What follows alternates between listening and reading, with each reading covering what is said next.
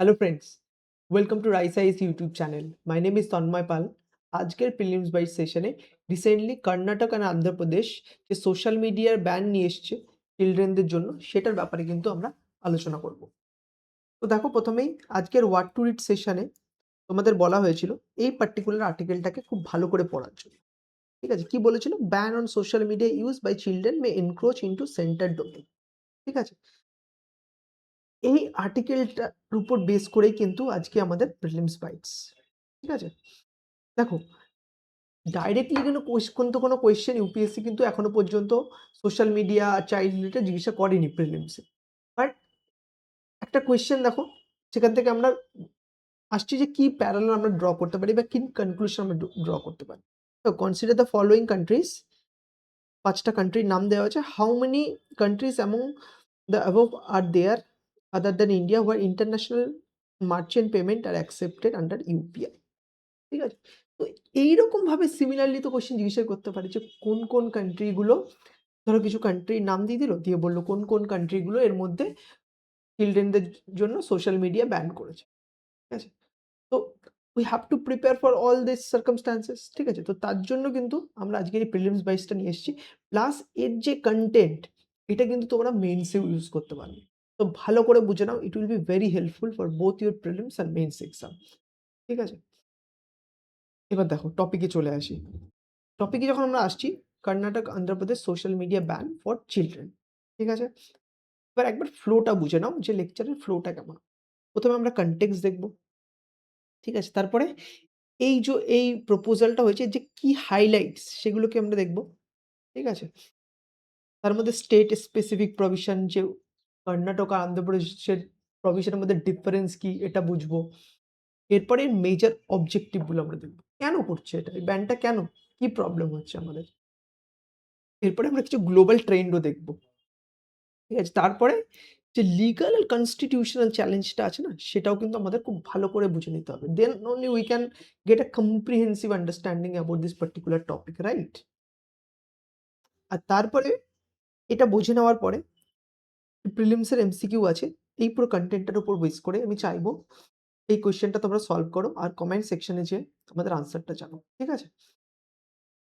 তো দেখো, কনটেক্সট তো এটাই যে রিসেন্টলি যে 2026-27 এর কর্ণাটক লেজিসলেটিভ অ্যাসেম্বলিতে যে বাজেট পেশ করা হয়েছে, সেখানেই কিন্তু কর্ণাটক গভর্নমেন্ট কিন্তু এই স্ট্রিক্টলি ব্যানের কথা বলেছে। Ban or strictly restrict use of social media for children.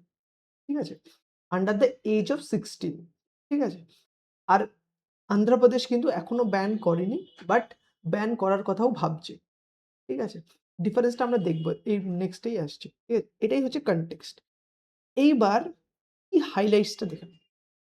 কি হাইলাইটস এর মধ্যে প্রথমে তো আমাদের জানতে হবে স্টেট স্পেসিফিক প্রভিশন কি আছে। দেখো, কর্ণাটক যেমন বললাম যে 2026-27 এর বাজেটে কিন্তু এই ইয়েটা নিয়ে এসছে, এই ব্যানটা। এইবার এই ব্যানটা কিন্তু ওই চিলড্রেন বিলো 16 ইয়ার্স দের টার্গেট করে। ঠিক আছে? কিন্তু এবার দেখো তুমি অন্ধ্রপ্রদেশের ক্ষেত্রে এই ব্যানটা কিন্তু, যে ব্যানটা এখনো ইম্পোজ হয়নি বা কথা বলছে, সেটা চিলড্রেন বিলো 13 ইয়ার্স এ 13 ইয়ার্স এর এদের টার্গেট করে। ঠিক আছে? এক জায়গায় ১৬ বছরের কম বাচ্চাদের জন্য, এক জায়গায় ১৩ বছরের কম বাচ্চাদের জন্য। এটা কিন্তু ডিফারেন্স। কি ডিফারেন্সটা? ঠিক আছে?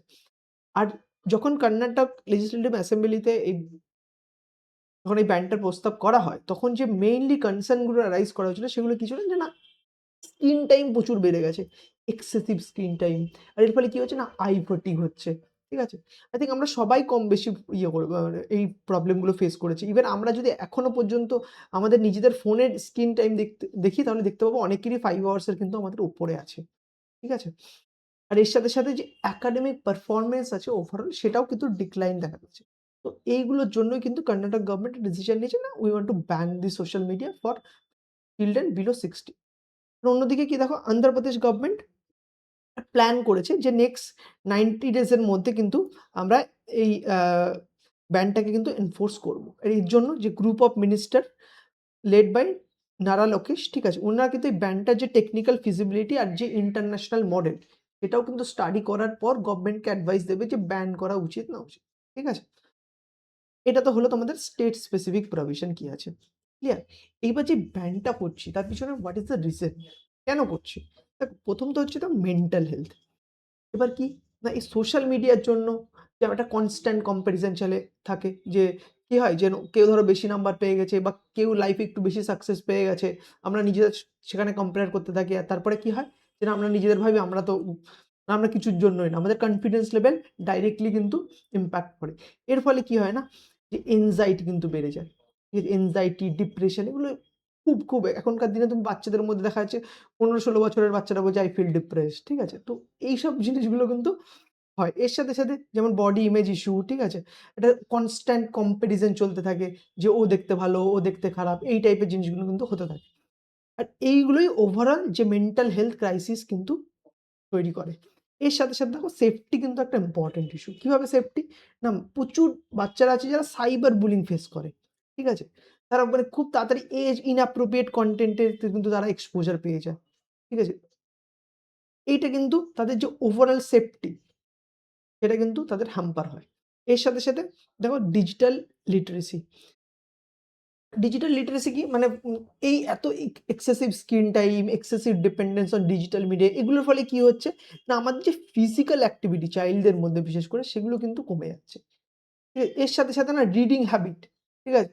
ওটাও কিন্তু ইম্পোর্টেন্ট। বাট ওটা কিন্তু একটা পুরো কম্প্রিহেন্ডিং পাওয়ার এর জন্য, অ্যানালিটিক্যাল অ্যাবিলিটির জন্য রিডিং হ্যাবিট খুব ইম্পোর্টেন্ট। ঠিক আছে? কিন্তু এই রিডিং হ্যাবিটটা কিন্তু সোশ্যাল মিডিয়ার জন্য কমে যাচ্ছে। এটা এক্সপার্টের ওপিনিয়ন, ঠিক আছে? এর ফলে কি হচ্ছে? যে ওভারঅল যে প্রোডাক্টিভিটি সেটা কিন্তু ডিক্লাইন করছে। আর এই প্রোডাক্টিভিটি যদি আমরা প্রোডাক্টিভিটি প্লাস গুড লাইফস্টাইল যদি আমরা মেইনটেইন করতে না পারি, তাহলে আমাদের যে ডেমোগ্রাফিক ডিভিডেন্ড আমরা যেটা এনজয় করছি, ঠিক আছে? যার সাহায্যে দাঁড়িয়ে আমরা চাচ্ছি যে উই উইল বিকাম বিকশিত ভারত বাই 2047 সেটা কিন্তু পসিবল হবে না। কারণ চাইল্ড আর দ্য মানে ফিউচার অফ দিস কান্ট্রি। তাদেরই যদি ভবিষ্যৎ ঠিক না থাকে, তাদেরই যদি ক্যাপাবিলিটি আমরা বিল্ড না করতে পারি, তাহলে কি করে সম্ভব? তাই না? তো এটা কাউন্টার করার জন্য না দেখো কর্ণাটকের কিন্তু একটা ভালো ইনিশিয়েটিভ আছে। মোবাইল বিডি অ্যান্ড পুস্তক হিডি। ঠিক আছে? এই ইনিশিয়েটিভটা কি বলছে না? লিভ দ্য ফোন, পিক আ বুক।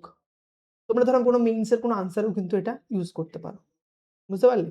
তো এইগুলো মেজর অবজেক্টিভ যার সাহায্যে আমরা এই মেজর অবজেক্টিভ গুলো ফুলফিল করতে চাই এই ব্যান্ডটা সাহায্যে। ঠিক আছে? এইবার তোমরা এটা বলতে পারো যে আচ্ছা এরকম ব্যানটা করে দিচ্ছে কোনো বিশ্বে কি অন্য কোনো কান্ট্রিতে এই ব্যানগুলো হচ্ছে নাকি শুধু ইন্ডিয়াতেই করা হচ্ছে বা ইন্ডিয়ার কোনো পার্টিকুলার স্টেটে করা হচ্ছে? এইটা যদি তোমাদের কোয়েশ্চেন থাকে তাহলে তোমরা দেখতে পাবে যে রিসেন্টলি না একটা মুভমেন্ট তৈরি হয়েছে এজ গেট মুভমেন্ট। যার সাহায্যে এই ব্যানটা কিন্তু অনেক কান্ট্রিতে করা হচ্ছে। যেমন ফর এক্সাম্পল দেখো অস্ট্রেলিয়াতে লেট 2025 এ না একটা ল্যান্ডমার্ক ল পাস করা হয়। এখানে কি হয় না?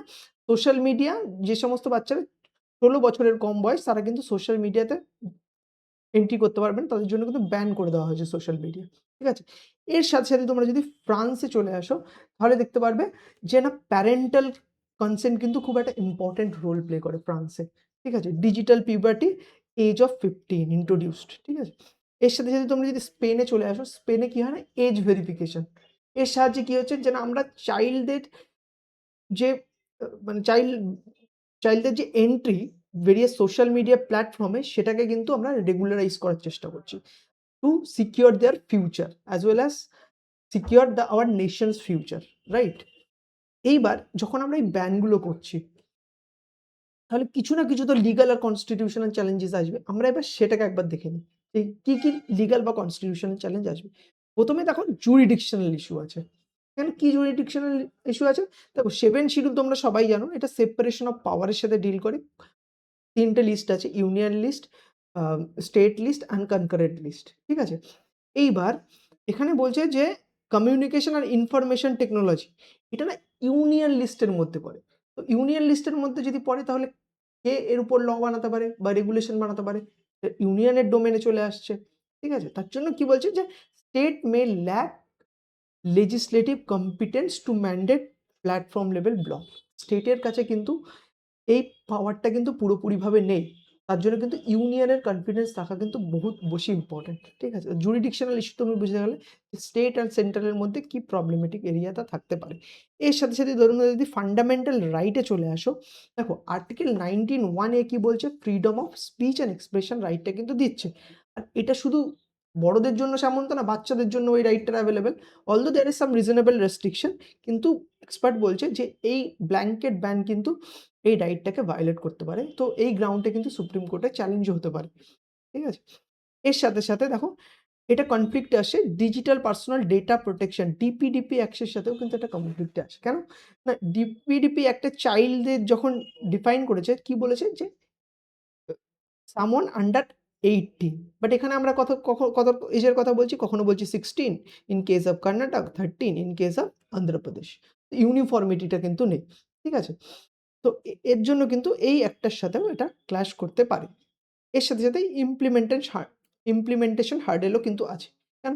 যে ওই আমরা এজ ভেরিফিকেশন এর কথা বলছি। আমরা করব কি? Do we have that technological মানে ওই টেকনোলজিক্যাল সাপোর্ট কি আমাদের কাছে আছে? যে কোনো একটা বাচ্চা যখন সোশ্যাল মিডিয়াতে আসছে, যে আমরা বুঝে যাবো যে কত, মানে এটা মেজার করতে পারবো তার এজ কত। ঠিক আছে? এর জন্য কিন্তু এজ ভেরিফিকেশন কিন্তু একটা ডিফিকাল্ট প্রসিডিউর। ঠিক আছে? এর সাথে, সাথেই আর এজ ভেরিফিকেশন যখন আমরা করতে যাব, তখন কিন্তু রাইট টু প্রাইভেসি, এটা একটা ফান্ডামেন্টাল রাইট, এটা কিন্তু ভায়োলেট হওয়ার একটা চান্স আছে। ঠিক আছে? তাহলে বুঝতে পারলে একটা আর্টিকেলকে কত রকম ডাইমেনশনে আমরা কিন্তু ভাবতে পারি। ঠিক আছে? এটাই কিন্তু একটা সিভিল সার্ভেন্টের কাজ, যে কোনো একটা ইস্যুকে জাস্ট আমরা একটা ডাইমেনশনে দেখছি না। আমরা ভেরিয়াস ডাইমেনশনে দেখছি। Social impact, political impact, economic impact, এভাবেই কিন্তু আমাদের পড়তে হবে। রাইট? তো একবার জাস্ট কুইকলি দেখে নাও একবার কি বললাম, যে অন্ধ্রপ্রদেশ আর কর্ণাটকের এই ব্যানটার কথা। স্টেট স্পেসিফিক যে ডিফারেন্সটা, কোথায় কর্ণাটক হচ্ছে 16 ইয়ার্স আর Andhra Pradesh 13 years. Major objective mental health, safety, digital literacy. Global trend, অস্ট্রেলিয়াতে অলরেডি ব্যান করেছে, ফ্রান্সে প্যারেন্টাল কনসেন্ট ইম্পর্টেন্ট, স্পেনে এজ ভেরিফিকেশন কিন্তু ইম্পর্টেন্ট।